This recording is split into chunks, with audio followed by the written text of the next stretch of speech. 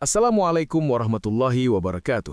Alhamdulillah, kami sampaikan salam hormat dan doa terbaik kepada Bapak dan Ibu yang kami muliakan, khususnya seluruh Purnabakti KSN, TNI, dan Polri di seluruh penjuru tanah air. Pada kesempatan ini, kami hadir untuk menyampaikan penjelasan resmi yang selama ini sangat dinantikan, yakni perkembangan terbaru terkait rapel serta penyesuaian kenaikan gaji pensiun tahun 2025. Dengan izin Allah Subhanahu wa Ta'ala, informasi ini akan kami sampaikan secara bertahap, jernih, dan mudah dipahami, agar tidak lagi menimbulkan kebingungan sebagaimana yang dirasakan selama beberapa bulan terakhir. Ada satu pertanyaan yang terus berulang di benak banyak pensiunan. Setiap pagi ketika membuka ponsel, pertanyaan itu kembali muncul dan seolah tidak pernah menemukan jawaban yang benar-benar pasti. Kapan rapel dan kenaikan pensiun benar-benar direalisasikan? Informasi yang beredar terasa seperti gelombang yang terus berubah arah. Di grup WhatsApp, kabar saling bersilang. Ada yang mengaku pencairan sudah pasti, ada yang mengatakan masih tertahan, dan tidak sedikit pula yang sekadar meneruskan pesan tanpa kejelasan sumber. Dalam situasi seperti ini, Bapak dan Ibu hanya bisa menunggu sambil menyimpan harapan, meski seringkali disertai rasa cemas. Namun, hari ini, keadaannya tidak lagi sama. PT Taspen akhirnya menyampaikan penjelasan resmi terkait mekanisme rapel serta arah kebijakan kenaikan gaji pensiunan tahun 2025. Ini bukan lagi pendapat perorangan, bukan pula spekulasi yang beredar di media sosial, melainkan informasi yang bersumber dari proses administrasi dan koordinasi lintas lembaga yang dapat dipertanggungjawabkan secara resmi. Inilah yang akan kita bahas secara perlahan dalam tayangan ini. Insya Allah, informasi ini bukan sekadar kabar biasa, karena keputusan mengenai rapel dan kenaikan pensiun menyentuh kehidupan jutaan pensiunan yang telah puluhan tahun mengabdikan tenaga, pikiran, dan loyalitasnya untuk negara.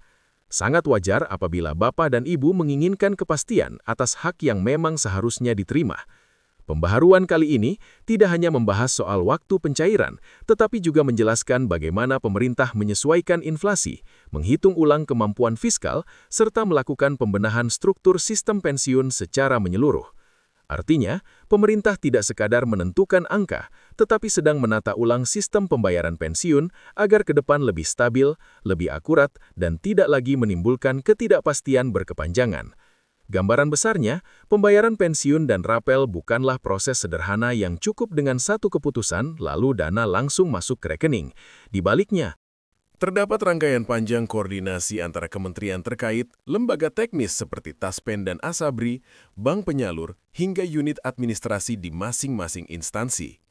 Ketika Taspen akhirnya menyampaikan penjelasan secara terbuka, hal ini menjadi tanda bahwa tahapan penting seperti verifikasi data, penghitungan ulang kenaikan, serta sinkronisasi anggaran sudah berada di fase akhir. Tanpa tahapan ini, pencairan tidak mungkin dilakukan secara aman dan tepat sasaran. Jika kita melihat ke belakang, dalam beberapa tahun terakhir pemerintah memang cukup aktif melakukan penyesuaian kebijakan, termasuk perubahan gaji pokok ASN, TNI, dan Polri, yang secara otomatis berdampak pada besaran pensiun. Namun penerapan kebijakan tersebut tidak bisa dilakukan secara instan. Data penerima pensiun mencakup jutaan orang, dan banyak di antaranya berasal dari masa ketika administrasi masih bersifat manual.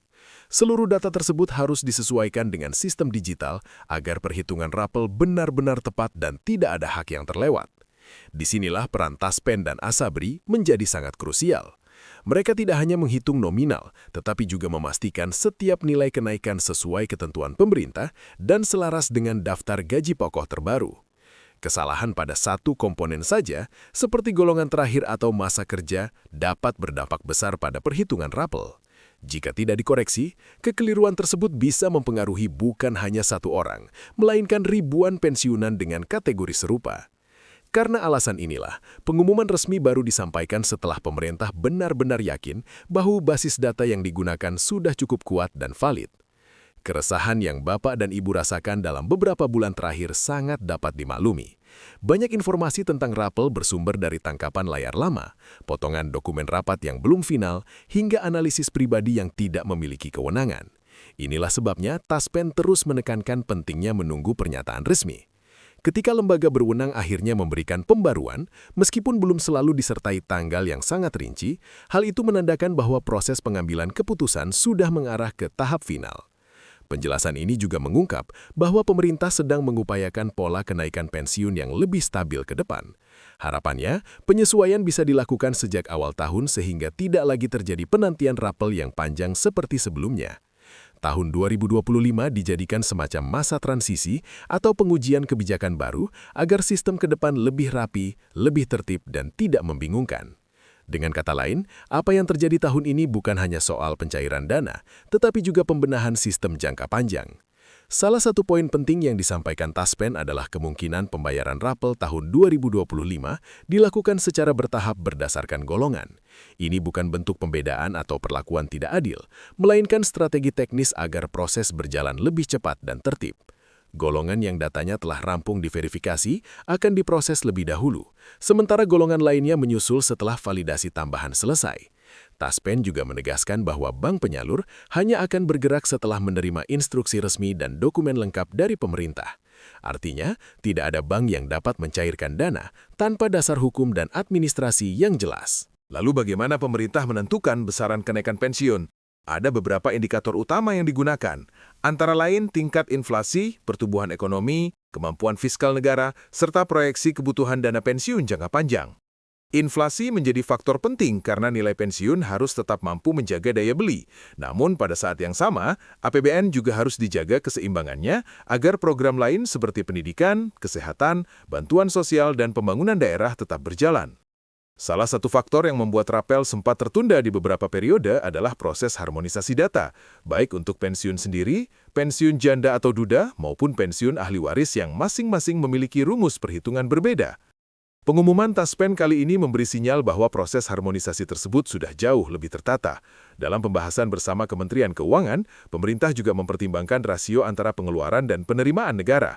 Ketika penerimaan membaik, ruang untuk menaikkan pensiun menjadi lebih terbuka. Tahun 2025 dinilai sebagai salah satu fase pemulihan ekonomi yang cukup kuat, sehingga momentum ini dipandang relatif positif bagi para pensiunan. Di sisi lain, Taspen kembali mengingatkan pentingnya pembaharuan data rekening. Masih ada pensiunan yang mengganti rekening tanpa memperbaharui data resmi.